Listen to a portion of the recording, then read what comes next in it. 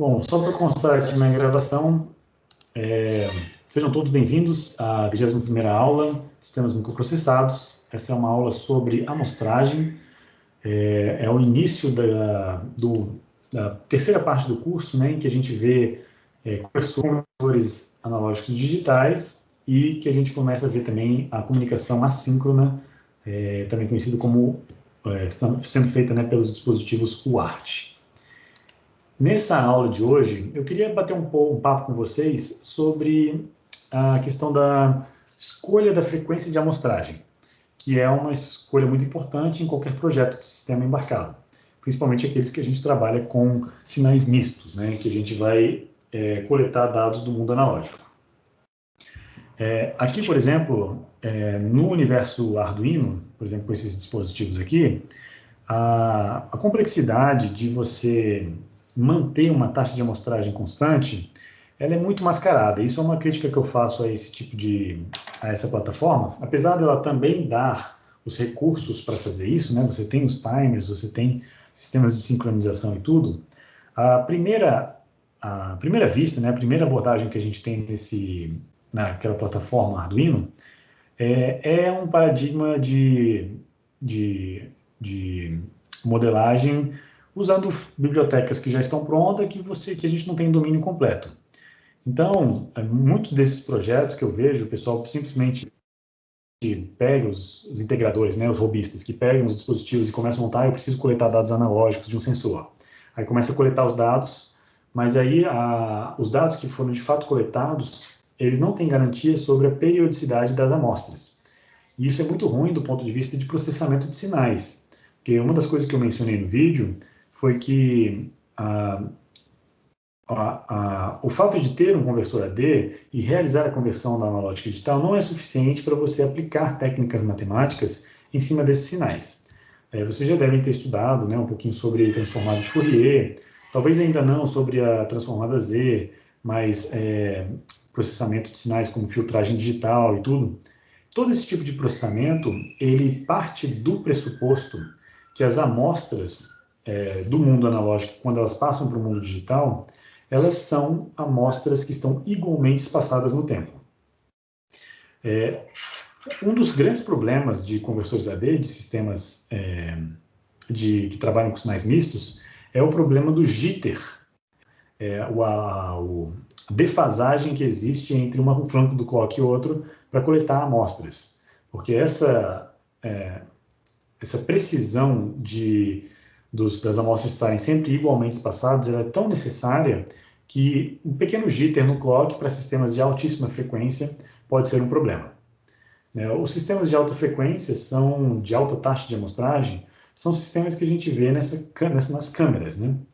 Então, quando você bate uma foto nessas câmeras digitais, as câmeras novas, por exemplo, que coletam um mundo de pixels, né, em Full HD, 4K e etc., câmeras que filmam até em 8K, que já tem hoje, imagina a velocidade de operação que uma câmera dessa tem que realizar para converter todas as cores, as informações de luminosidade, porque uma câmera ela não coleta apenas o RGB, mas ela coleta também informações de luminosidade, e tem câmeras que trazem informações sobre o espectro não visível também, como o infravermelho, e algumas câmeras trazem até a visualização de temperatura.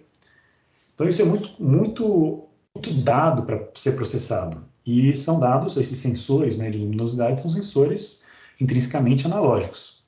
Então, para você extrair esses dados de uma matriz de pixels, uma matriz uma matriz de pixels que vai dar a imagem, exige uma banda muito elevada. Então, nesses sistemas, existe o problema da sincronização do clock se o jitter é um problema. Quando você diminui a taxa de amostragem, para a taxa que geralmente a gente usa em microcontroladores mais simples, como por exemplo o MSP430, esse nosso conversor AD aqui, por exemplo, ele converte até no máximo 200 mil amostras por segundo. A gente chama isso de 200 kilosamples por segundo. Sample, em inglês, é o nome da amostra, né? Então, essa é uma taxa relativamente baixa, onde o jitter do clock, o pequeno atraso que existe ali entre contar o tempo, né, para coletar uma amostra e a outra, essa defasagem de tempo ela não impacta tanto, não tem um reflexo tão grande na análise espectral ou nesse processamento digital de sinais. Mas é uma coisa que a gente tem que sempre levar em consideração quando for fazer esse tipo de projeto. Todo tipo de projeto que envolve sinais mistos, que envolve sinais analógicos, ele primeiro passa pela decisão de qual que é a frequência de amostragem daquele sinal. Se eu estou trabalhando com um sinal de áudio, aí eu tenho que saber qual é a parte do sinal que me interessa, se é voz, se é o sinal de áudio por completo, se é música, se é áudio não audível, né? Se é um sinal vibrante no ar não audível, por exemplo, a comunicação entre o sonar dos morcegos, né? O próprio sensor ultrassom funciona em frequência de áudio não audível. Então, existe essas questões para a gente pensar. Então, para auxiliar nessa nossa reflexão, a aula de hoje eu vou fazer ela em formato de resolução da lista de exercícios. A lista de exercícios que eu coloquei aqui para vocês darem uma olhadinha, caso sobrasse tempo, né, durante os vídeos. Aliás, eu nem sei se deu para sobrar tempo, porque soma dos vídeos deve ter dado aí o quê? Uns 40 minutos, né, quase. Então deve ter sobrado muito pouco tempo aí para vocês. Mas vamos dar uma olhadinha agora, vou compartilhar com vocês e a gente começa a discussão.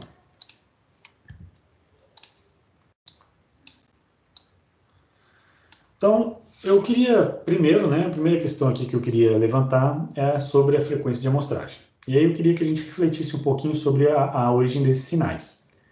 Então, a primeira pergunta é a seguinte: qual é a frequência de amostragem para os seguintes sinais? Aí a gente tem que pensar primeiro na voz, na música, eletrocardiograma, e aí por aí vai. Vamos começar pela voz. Tá? Inclusive, esse mês passado eu mudei um pouco o meu conceito de qual é a frequência de amostragem para a voz, e eu vou explicar aqui o porquê. Porque existem diferentes pontos de vista, né, quando você quer coletar a voz e digitalizar a voz. A voz das pessoas, né, ela tem uma variabilidade relativamente grande. A minha voz, que é um pouco mais grossa, ela deve estar ali em torno de, sei lá, 300, 400, até 700 Hz no máximo. Agora, o principal, né, o conteúdo de energia principal. A voz feminina, por exemplo, ela chega a 1.200 Hz, um K2. Mas o espectro de voz, o espectro compreensível de voz, é assumido dentro da faixa ali de 200 Hz a 3.000 Hz. E tem gente que leva isso ao extremo e fala qual que é o espectro da voz que é o mínimo necessário para uma comunicação ser compreensível, né? Então, ao fazer a filtragem desse sinal, você acaba tirando muitas características do áudio, mas são características que são consideradas não essenciais para o ouvido humano. Porque quando a gente escuta o áudio, né, quando a gente escuta uma outra pessoa falando, existe muito a questão do contexto, né, sobre o que a gente está conversando, especialmente quando você está conversando com visual. Então, quando você consegue fazer leitura visual do rosto da pessoa, e talvez até uma leitura labial indireta, você acaba conseguindo reconstruir algumas palavras. Da mesma forma como o nosso cérebro, ele consegue reconstruir frases, né, ou então palavras, se você ocultar ou omitir algumas letras. Né? Por exemplo,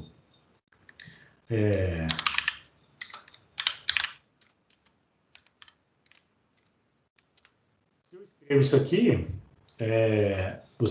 eu imagino que vocês consigam adivinhar qual era se vocês olharem aí no chat, né, ao ter escrito essa palavra, pode ser várias palavras, mas eu imagino que vocês tenham mais ou menos uma direcionalidade do que isso pode significar, do que seria a palavra original ou as palavras originais para formar isso que eu escrevi. Então, na palavra guarda-chuva, eu omiti algumas letras, mas dá para ver, mesmo estando fora de contexto, dá para ver que é alguma coisa nesse sentido, né? Agora, para o áudio, né, o pessoal de telecomunicações tem muitos estudos indicando que se você cortar o áudio ali em torno de 2 kHz, até 1 kHz para ser mais agressivo, né?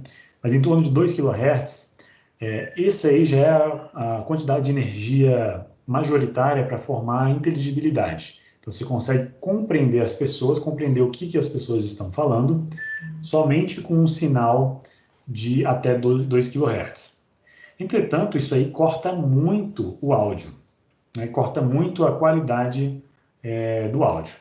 Em especial, as palavras ou as consonantes, por exemplo, o S, o T, o V, são consoantes que têm frequências muito elevadas.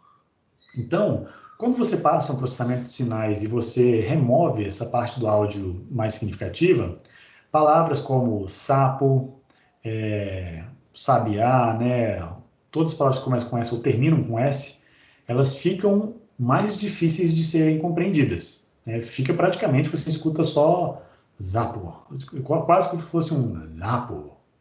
Então é bem esquisito como é que o som aparece para as pessoas. E isso é curioso, tá? E aí depende, assim, tem-se a noção, né, de que o áudio pode que a mensagem inteira ela pode ser compreendida dentro do contexto, mas se você quiser um áudio de alta qualidade, então a decisão de onde cortar o áudio, ela vai impactar na qualidade do seu sinal digital. Então, só para ter um valor de acordo aqui, né, acordado entre a gente, áudio inteligível, eu cortaria em 2 kHz, áudio de alta qualidade acima de 8 kHz. Então, 10 kHz, por exemplo, já é um áudio de boa qualidade. Que aí você começa a detectar esses consonantes de mais alta frequência, né, cuja energia tem maior frequência. Então, tem isso. Alguém gostaria de fazer algum comentário? Vocês já viram isso aqui antes? Já estudaram isso? Tem curiosidade? Professor, isso tem a ver com a banda de transmissão também, né? Se você estiver transmitindo um áudio, né, seja pela internet ou não sei, vai ser a banda, vai ser tipo a quantidade de frequência, né, que consigo acoplar para conseguir enviar esses sinais. Seria isso? Isso. É uma boa observação, Henrique. É claro que a justificativa, né, a pergunta que eu imagino que originou e que motivou esse seu comentário foi por que a gente corta o áudio em 2 kHz? Né? Por que a gente vai cortar o áudio, afinal? Porque eu poderia mandar um áudio de alta qualidade, né, pelo telefone. Por que eu não mando um áudio de alta qualidade? Então, a origem disso tá no mundo da telecomunicação. Para transmitir sinais via meios que são meios limitados, né, com banda passante limitada, por cabos ou sem fio, você tem a restrição de banda passante. E aí a ideia é, quando você restringe, quanto mais você consegue limitar a banda do sinal que você quer enviar, mais econômico e mais eficiente vai ser aquele canal de comunicação. Então, todos esses estudos, né, cujo objetivo era descobrir qual que era o mínimo possível para detectar um som inteligível, né, um áudio de voz inteligível, o objetivo por trás era minimizar a quantidade de dados que eu quero gerar para transmitir esses dados via um canal que tem banda limitada. Porque dentro dessa banda limitada, quanto menor for a banda de cada usuário, mais usuários eu consigo encaixar aqui dentro.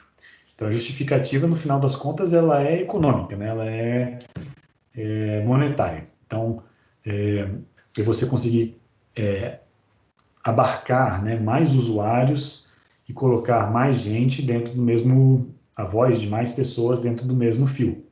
Então essa é a motivação principal na área de telecomunicações. Mas o objetivo, né, da amostragem de áudio, ela pode ter diferentes objetivos. Um deles pode ser simplesmente você registrar uma obra de arte, uma obra vocal, né, uma obra de música, eventualmente, na mais alta qualidade possível, para você não perder nenhum detalhe daquela música. Aí vem a discussão de qual que é o limite humano, né, de percepção de áudio.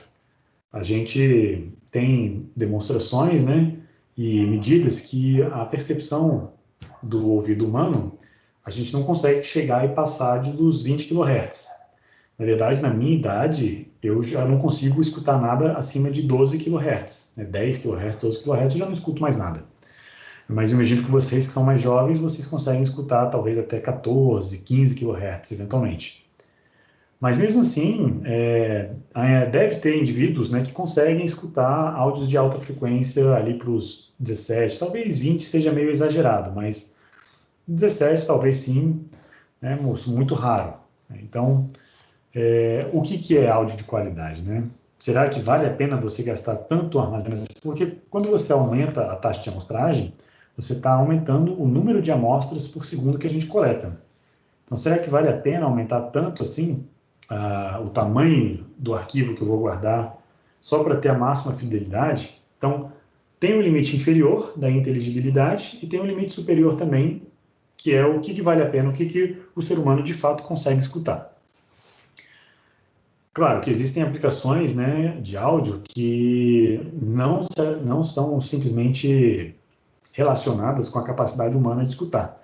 Existem áudios que são impossíveis para o ser humano escutar, mas que ainda assim eles se propagam não só no ar, mas em outros meios.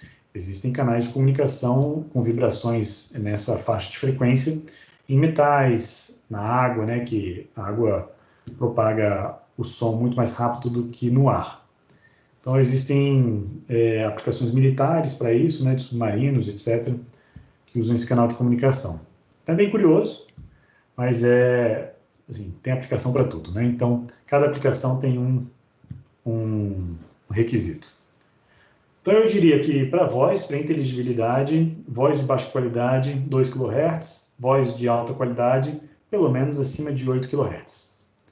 Música, aí a gente vai no limite da audibilidade, né? Música hoje é um padrão, os 22 kHz. Todo fone que você vai comprar, ou todo driver, né, aqueles dispositivos que emitem som, que transformam um sinal elétrico em vibração de ar, dentro da especificação dele, eles geralmente são feitos para trabalhar o mais plano possível, né, com uma resposta em frequência o mais plano possível, dentro da faixa de 20 Hz a 22 kHz.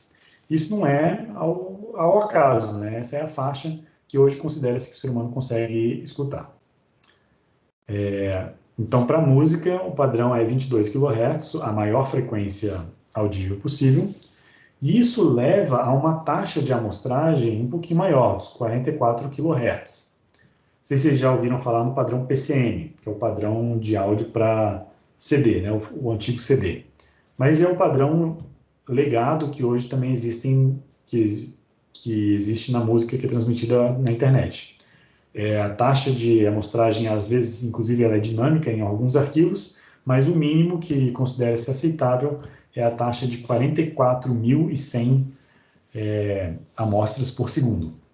Isso porque a maior frequência que a gente tem audível considerada hoje é de 22 kHz. Beleza. Professor, rapidinho. Pode falar. É o dobro, então? Porque a frequência que o ser humano consegue escutar o máximo é 20 kHz, né? 22. Por que a música é 44?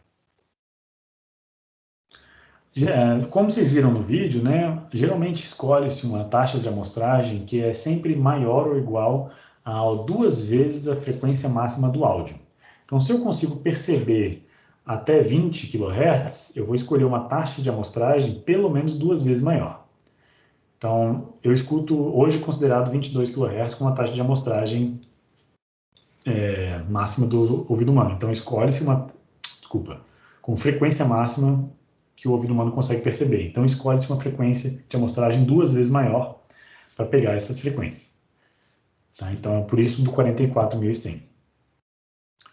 O João Pedro está comentando de uma métrica, né, que é usada na taxa de bits por segundo, que é a taxa de transmissão. É a taxa de codificação, né? Quantos bits eu consigo codificar do sinal digital de música dentro daquele arquivo. Então, por exemplo, 128 kilobits por segundo, sabendo que cada amostra de áudio são 16 bits, quanto que dá de taxa? Quer dizer, 16 bits talvez seja um exagero, talvez seja 12, mas vamos ver quanto é que dá. 128 bits por segundo, kilobits por segundo, dividido por 16, dá 8 8 kilosamples por segundo. Então, provavelmente, esse padrão aí usa 12 bits para o áudio, tá? Deixa eu ver aqui, 128 dividido por 12 dá 10 kilosamples por segundo. Então, é um áudio de baixa qualidade, mas é suficiente para transmitir. Às vezes, tem gente, né, que se concentra muito na voz das pessoas na música, né? Então, às vezes, a gente presta mais atenção na voz das pessoas e aí não se preocupa tanto com a qualidade do áudio baixar um pouquinho, né, a qualidade da música, de a bateria estar um pouco distorcida, de você ter um som não tão claro assim da guitarra, por exemplo, para um solo. Aqui a pessoa quer realmente escutar, a maior parte das pessoas quer realmente escutar a letra. E a melodia, né, que vem por trás, ela vem acompanhando.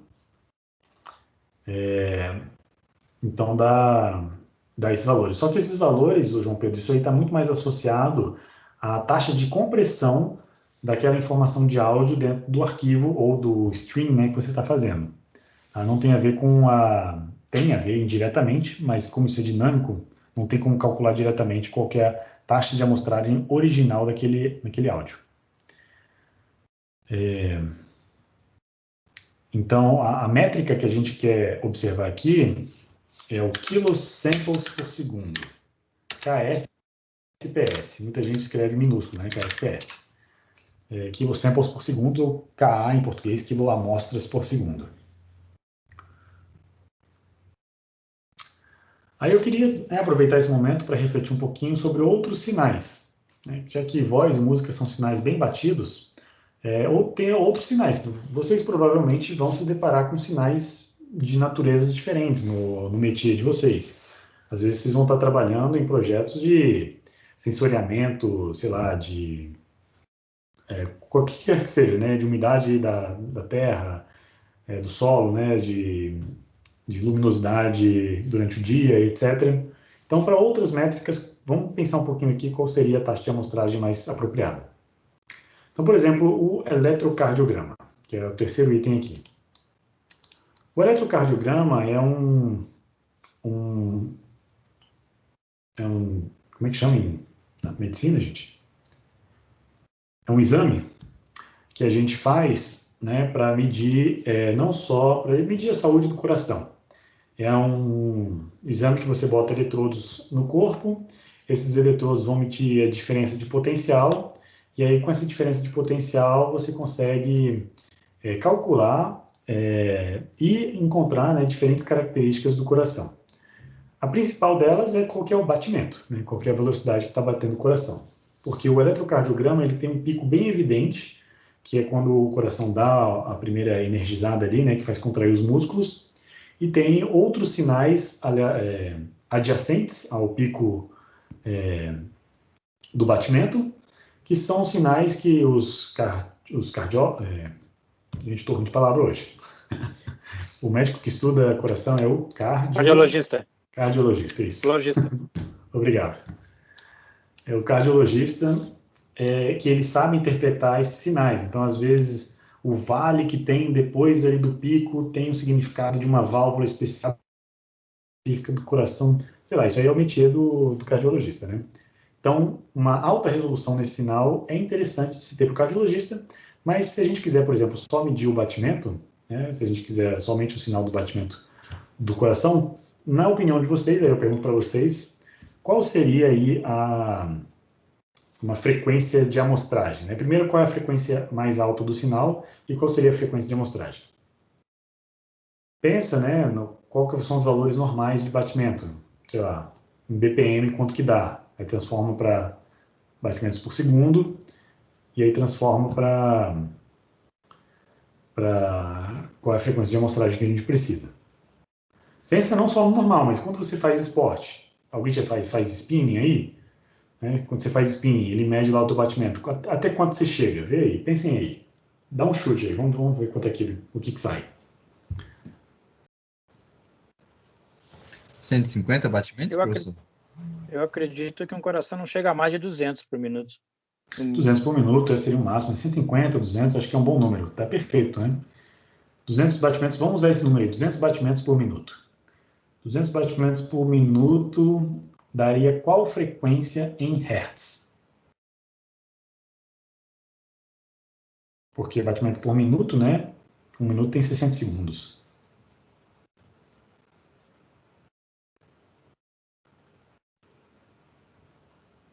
0,3 Hz. 0,3? Não, acho que foi demais aí. É só dividir 200 por 60, Dá para a gente 3. ter batimentos por For segundo. 203 batimentos por segundo. Mais ou menos 3. Tem um pouquinho mais que 3, né? 3,3 mais ou menos. 3 a 4 Hz. Então, para arredondar aí e pegar por cima, vamos falar que 5 Hz. 5 Hz daria o quê? 300 batimentos por minuto, né? Vamos pegar 5 Hz para o nosso projeto. É sempre bom já ir majorando aí para ter segurança. Então, se o nosso sinal, o maior sinal do nosso, a maior frequência do nosso sinal é 5 Hz, qual é aí eu queria que vocês sugerissem frequências de amostragem?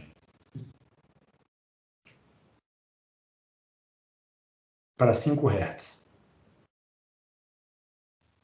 Se for o dobro, acima de 10, né? Segurança. Pelo menos 10 amostras por segundo. Perfeito, 15 aí exatamente. já é seguro. Exatamente, Divino. 10 amostras por segundo. Aí você já pode botar em 10 samples SPS, né? Samples por segundo, ou 10 Hz também está corretíssimo. 10 amostras por segundo seria o mínimo. Para ter a segurança, eu sempre gosto de colocar números primos ímpares, para multiplicar a frequência máxima. Eu gosto do número 5, gosto do número 7, por exemplo. Então, 5 vezes ou 7 vezes mais rápido do que a frequência máxima me dá uma garantia de que eu vou ter, que eu vou evitar aquela condição, né, de pegar somente os zeros do meu sinal e que não quero dar esse azar, né, de não pegar os picos. Então, quero fazer uma sobreamostragem, amostrar um pouquinho mais rápido, e eu gosto de 5 ou 7 vezes mais rápido. Então, se fosse eu, Daniel, fazer esse projeto, eu escolheria 25 Hz ou 35 Hz para 35 samples por segundo para a minha frequência de amostragem. E a escolha desse número vai depender também qual é a capacidade do meu conversor AD. Como esse conversor AD é até 200 kilo samples por segundo, tá tranquilo, eu pegaria o máximo aí. Na verdade, eu arredondaria para muito mais, eu pegaria 100 samples por segundo, né? 100 amostras por segundo, e daria um sinal de belíssima qualidade. Então, essa reflexão e essa justificativa é o que eu quero meio que treinar vocês. Agora vamos para o item D, que é a frequência da rede elétrica. Se eu quero medir frequência da rede elétrica, e a rede elétrica, né, o sinal da rede elétrica, ele é super bem comportado. A princípio, é para ser, idealmente, um sinal senoidal puro ali no nosso país, né, em 60 Hz. Em tese, exatamente. Para pegar esta frequência, qual é a frequência de amostragem que vocês colocariam?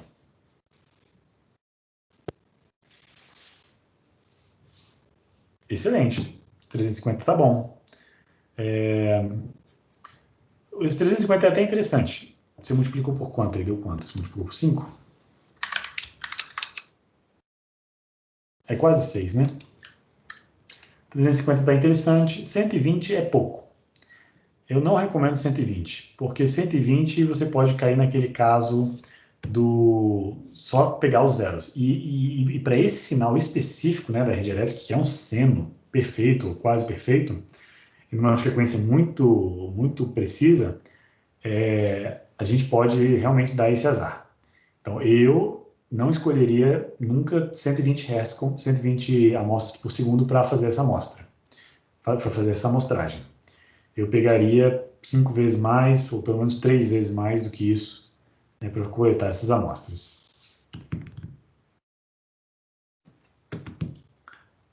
Vamos lá. E agora, qualidade da energia elétrica. Esse aqui é mais curioso, né? Mais capcioso.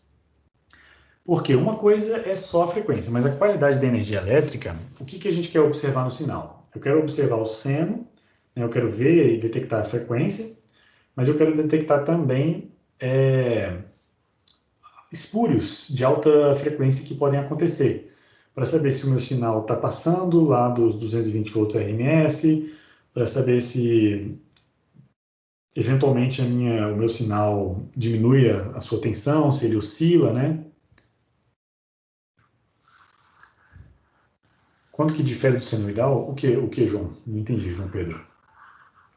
Qualidade da energia elétrica, aí nós ainda estamos olhando o mesmo sinal, sabe? É o mesmo sinal, senoide perfeito ali em 60 Hz, mas eu não estou só interessado na informação de frequência. Eu estou interessado em mais coisas do que a frequência. Eu estou interessado na amplitude, eu estou interessado nos picos e ruídos que podem aparecer devido a uma chuva, por exemplo. Então, qualidade é uma métrica mais complexa do que só a frequência. Tem mais coisas aí dentro. Então, é difícil falar o que é qualidade, tá? Tem colegas meus aqui no departamento que fazem estudos sobre isso. E pelo que eles estudam, tá? Uma abordagem seria essa que o Caio falou, pegar o máximo possível de amostragem, e aí você vê, né, como é que é a forma da onda, começa a olhar quais são as imperfeições que você quer capturar, e aí vai reduzindo até você ter um bom compromisso, também para não sobrecarregar o processador.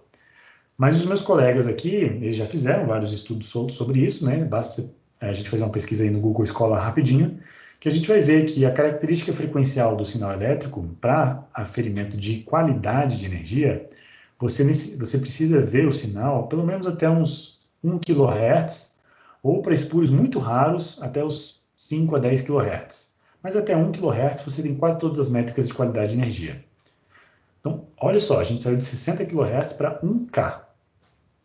Então, 1K já é um valor elevado, né? Então, só para mostrar para vocês, isso aqui é um exercício, né, para mostrar para vocês que, bom, a gente está treinando aqui sempre que o 2 vezes não é o suficiente, mas eu também estou querendo treinar vocês que, às vezes, um sinal lento pode ter características rápidas, que a gente pode ter que fazer essa medida. Então, tanto o eletrocardiograma, tanto o item C quanto o item E trabalham esse conceito. Agora, os outros dois são mais simples, né? Qual seria uma boa sugestão para frequência de amostragem de, sei lá, temperatura do ar-condicionado? Se eu estou programando lá um microcontrolador que aciona um ar-condicionado, né, para manter a temperatura fixa ali em, sei lá, 27 graus. Todo mundo aqui já usou um ar-condicionado, né? Então você sabe que demora um certo tempo para o ar-condicionado reagir. Então o tempo de reação ali do ar-condicionado ele é muito lento, né? Eu quero escutar de vocês o que vocês acham, coletar quantas amostras em quanto tempo? O que você acha que seria razoável nesse caso? Para a gente observar a temperatura. Aí, 10 Hz está excelente, né? 10 amostras por segundo, uma amostra por segundo, uma amostra a cada 2 segundos, como o Matheus está falando. Esse é um sinal muito lento, né? Ele não varia na ordem de segundos, ele varia em minutos, né? Talvez dentro de um minuto eu até consiga variar alguns graus, mas isso, são dezenas de segundos para você variar alguns graus. Então, eu usaria valores nessa ordem de grandeza, 10 Hz, 1 Hz, que está bem tranquilo, né? Tá bem sossegado. E da mesma forma, a letra G, né, que trabalha com luminosidade de ambiente. Então, imagine que você está fazendo uma cortina automática, imagina uma persiana automática. Você quer manter a luminosidade do ambiente mais ou menos constante. E aí você tem um sensor de luminosidade aqui dentro, e a sua ação, né, a sua reação vai ser levantar e abaixar a persiana. E aí, poxa, a luminosidade não muda de uma hora para outra, né? Somente se você tiver nuvens ali meio espaçadas passando pelo céu, mas em geral a luminosidade ela varia muito lentamente com o dia, acompanha, né, a rotação até ali a posição do Sol. Então seria questão de uma amostra a cada minutos, né? Uma amostra a cada 5 minutos, 10 minutos, seria mais do que o suficiente para esse sistema funcionar beleza. Então é um sistema que opera muito lentamente, faz pouca coisa, e aí nesse tipo de sistema é onde a gente vai tirar mais benefício, né, e mais usufruto dos, por exemplo, modos de baixo consumo do microcontrolador, para deixar ele dormindo o máximo de tempo possível. Beleza. Então espero que essa discussão tenha levantado em vocês um aspecto crítico, né, ou autocrítico de como escolher a frequência de amostragem, sempre lembrando que a propaganda lá que o pessoal de telecomunicações sempre faz, né, de ser 2 vezes mais pelo menos, né, a condição crítica, né, de você sempre botar a frequência de amostragem como 2 vezes a maior frequência do seu sinal, ela não deve ser levada tanto à ponta do lápis, né? Você deve sempre levar isso com uma pitadinha de sal para poder ver qual que é a qualidade de fato que você quer trazer para o seu sinal. E muitas vezes também para evitar o problema de buscar os zeros, a gente tenta botar uma frequência de amostragem um pouquinho maior. Beleza. Então, com isso, ficou aqui fechado, né, essa questão da frequência de amostragem. E agora os 2 outros exercícios são bem mais simples, são muito mais matemáticos, né, para a gente pensar sobre a faixa e a precisão que um conversor AD tem. Então, na questão 2, eu falo assim, ó, considere um conversor ADC de 3 bits, com VSS igual a 0 e VDD igual a 3 volts. Então, VSS é a tensão da referência, do zero, né? Então, 0 volts. E VDD, 3.3 volts. Essas tensões, elas não precisam necessariamente estar no valor da referência, tá? Da alimentação do chip.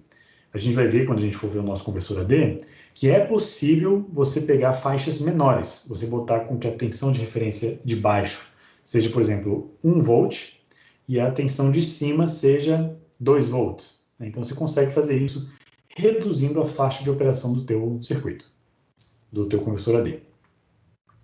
Aí, nesse exercício, eu pergunto aqui, ó, qual é a faixa de tensão que resulta na palavra binária 0, 1, 1, né? Se tem 3 bits, então esse aqui estou quase na metade ali, né? Então, de quanto a quantos volts me resulta na palavra 0, 1, 1? Marcos, você quer perguntar alguma coisa? Sim, professor. Por falar em limite de tensão, lá a entrada do MSP é limitada nos 3.3 volts dele, ou eu posso botar mais alguma coisa nisso? Ou eu tenho que adequar um circuito quando o sensor está chegando mais que 3.3 lá? Certo, eu estava até discutindo isso antes da aula. De fato, o MSP430 ele funciona até 3.3 volts. Você consegue ajustar essa faixa de tensão do conversor AD especificamente para valores intermediários entre 0 e 3.3 volts, mas não tem como você pegar valores maiores, como por exemplo um sinal de 0 a 5 volts. Então, antes do conversor AD, geralmente quando a gente faz projetos de circuitos que fazem conversão analógico-digital, existe sempre um circuito anterior ao conversor AD, que é o circuito de condicionamento do sinal. É o condicionador do sinal. O que ele faz? Por exemplo, se eu quero pegar a tensão da tomada. A tensão da tomada é aqui 220 volts RMS, mas 220 volts faz ela chegar a 300 e cacetada volts, né? De fato, o valor de pico a pico. Só que é positivo e negativo. Então, o que eu tenho que fazer com esse sinal? Eu tenho que pegar ele, reduzir a sua amplitude para o 0 a 3.3 volts, né, para uma amplitude máxima de 3.3 volts. Aí, além disso, levantar, aplicar um offset para ele entrar dentro da faixa observável do conversor AD. Então, isso é bem curioso, né? Deixa eu até desenhar isso aqui, porque isso aqui é importante. Esse condicionamento de sinal, ele deve ser feito num estágio anterior. Então, se eu tenho lá um sinal de 220 volts RMS. Lá no site da Texas, eu vi alguns circuitos que, para sinais de até uns 30 volts, usava realmente um divisor resistivo, mas na entrada mesmo colocava um Zener de 2.7. Ah, legal. Até eu tenho curiosidade, que eu quero usar isso no meu projeto. Como é que eu faço se eu teria onde consultar esses circuitos de condicionamento, né? A depender do sensor que eu estou usando. Perfeito. Basicamente, o que você precisa fazer é pegar o teu sinal, por exemplo, esse sinal aqui de 220 volts, né? Em RMS, né? 220 volts vezes quanto é? 1.4, né? O array de 2.4 dá 310. Né? Então, ele tem uma tensão de pico aqui de 310 volts e uma tensão de pico aqui embaixo de menos 310 volts. Então, é um sinal com amplitude muito grande. Esse sinal aqui, ele precisa entrar dentro de uma faixa, né, que vai ser de 0 volts a 3.3 volts. Então, eu preciso pegar essa amplitude toda aqui de 620 volts e levar para uma faixa de 3.3.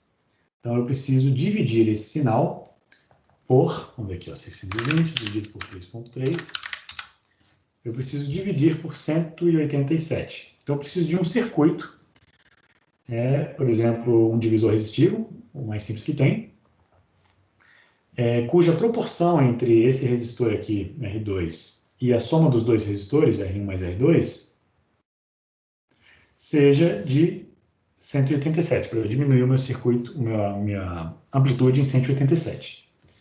Só que aí, beleza, só fazendo isso aqui, eu não vou ter um sinal dentro dessa faixa. Se eu dividir por 187, eu vou ter um sinal que vai ter ali um máximo de 1,5 e um mínimo de menos 1,5.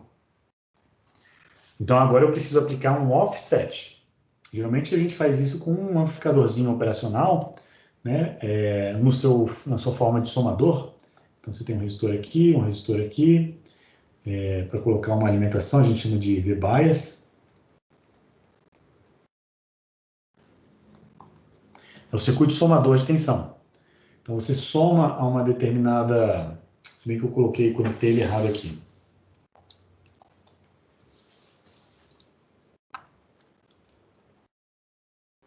Porque a realimentação tem que ser um terminal negativo, né? Mas você soma ao sinal um determinado valor de tensão.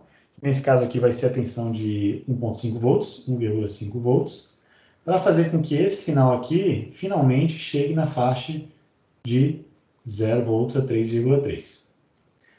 Então, circuitos que diminuem, né, circuitos redutores de amplitude, um divisor resistivo, e circuitos somadores de offset, são componentes elementares de circuitos analógicos, é como se fosse um Lego, né? Circuito, na verdade, quando você aprende lá em circuitos, você aprende os componentes elementares, mas ninguém te mostra a parte do integrador, né? Você pega esses componentes elementares e vai montando o quebra-cabeça aqui como se fosse um Lego. Então, eu precisei aqui de duas funções, reduzir amplitude, somar offset, aí você encaixa essas duas funções para fazer o teu circuito. Então, isso aqui é o condicionamento de sinal. Então, isso é necessário fazer para poder ler o sinal no meu conversor AD de 0,3.3 volts. Então, isso é necessário fazer. E agora, em relação à pergunta original, alguém pensou sobre o problema?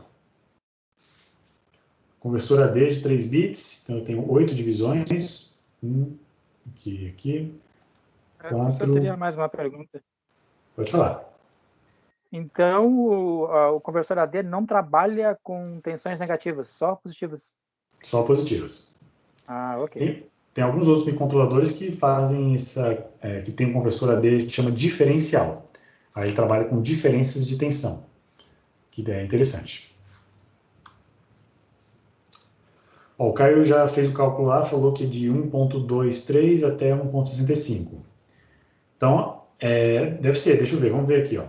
Então, se eu tenho um sinal de 0 a 3.3 volts dividido em 8 faixas, cada uma dessas faixas vai representar um código, né? Então, essa primeira faixa aqui é o 000, 001, 100, opa, pulei, 010, 011, 100, 101, 110 e 111. Então, eu quero saber esta faixa aqui, qual que é o valor dela. Então, eu preciso saber os valores de tensão antes e depois, que é 1,65. E aí eu pego esse valor. Aí eu posso também calcular qual que é o tamanho dessa faixa, né? Se eu pegar o 3,3 volts menos 0 e dividir por 2 elevado a n, eu tenho o tamanho da faixa. Isso aqui vai me dar 3 dividido por 8, 0,4125 volts. Então, de 1,65 menos 0,41, tá? O valor que o Caio falou aí, que é o 1,2375 volts. 1,24, vamos arredondar aqui, tá? 1,24 volts. Então é isso aí, perfeito. Esse exercício aqui está mostrando para vocês que não é um sinal analógico que vai ser convertido para uma palavra digital. Vai ser uma faixa de valores analógicos que são convertidos para uma palavra digital. Então, a informação é perdida na conversão analógica para digital. Só que, claro, você pode minimizar esse efeito aumentando o número de bits. Então, geralmente, o nosso conversor aqui tem 12 bits.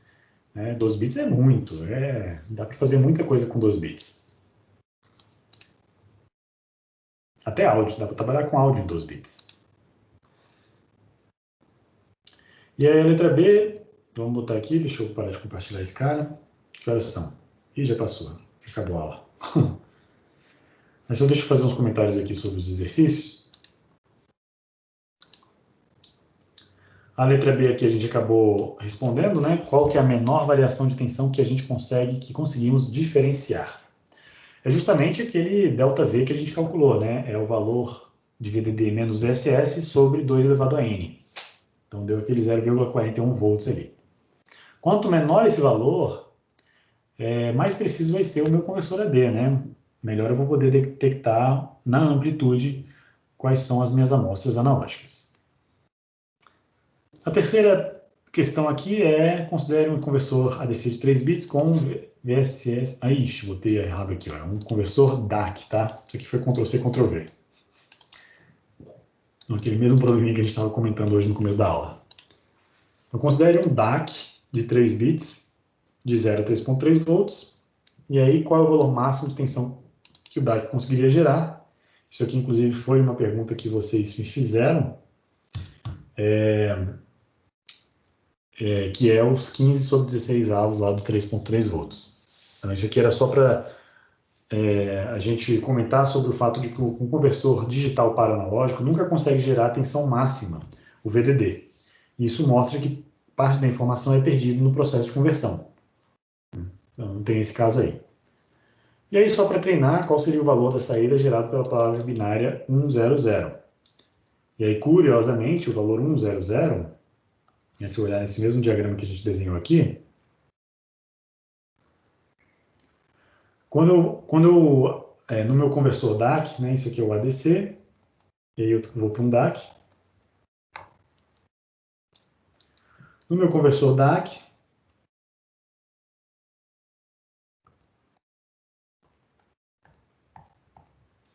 cada uma dessas palavras ela é traduzida para o seu mínimo da faixa. Opa! Então, por exemplo, 100, que corresponde a toda essa faixa aqui de... 100, que corresponde a essa faixa aqui, qualquer valor analógico que cair aqui dentro vai ser mapeado para 1,65 volts. Então, isso mostra novamente a perda de informação que há, porém, né, isso novamente pode ser minimizado aumentando a quantidade de bits. Beleza, gente. Então, é isso que eu queria comentar com vocês na aula de hoje, uma aula preparatória para a nossa próxima aula, que aí sim a gente vai começar a trabalhar com o conversor AD lá do MSP430. E eu espero que vocês tenham aproveitado. A gente se vê, então, na quinta-feira que vem. Obrigado a todos pela atenção e desejo a todos uma ótima semana. Até logo, gente. Tchau, tchau. Valeu, professor. Até quinta. Até, tchau, tchau. Professor, próxima aula a gente já vê serial assíncrono?